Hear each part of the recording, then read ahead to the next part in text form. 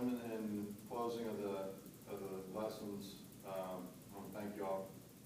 You all progressed pretty well, I would say, and I learned a lot about your all's games. I want to make sure you all learned enough about your game and learned a lot through this clinic. First of all, is there any questions with anything that we went over throughout these 4 lessons? Yes, I have one.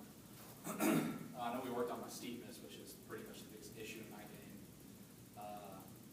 During the round, are there any, if I feel myself getting steep, or I'm looking, the bigger the divot, the more steep I'm getting, obviously we want to shallow things out. Is there any tip or mental note I can maybe take into account during a round when I feel myself getting steep and maybe help me with that during a round?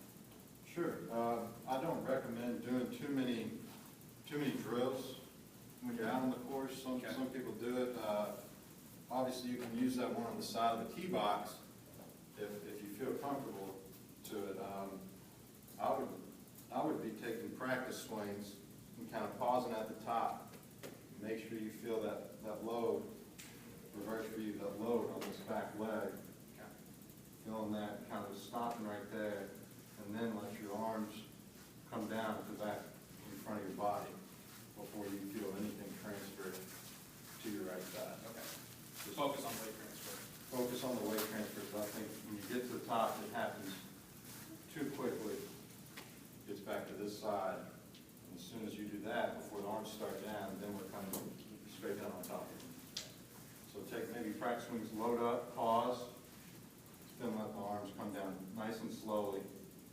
Then we can transfer that weight all the way through. Okay, thank you. I was wondering, besides the drills that you gave me to do, is there any exercises that can help me build up the muscles to have better balance? Andy, as far as I think we're in good physical shape. There's no limitations there. However, some stretches I would recommend. There's obviously some mobility issues, mainly in the hips and in the upper back. Warming up, I would make sure you're stretched out anytime, like before you hit balls or anything like that. And you don't need to go crazy with the stretches, but make sure you get stretched out. Make sure this upper body, get a good turn, and make sure you hold it. I usually like to put a club up against my chest and make sure I'm holding those shoulders, because if you sleep funny one night, back might be a little tight. You might not be able to turn all the way. So check yourself, make sure you're nice and loose.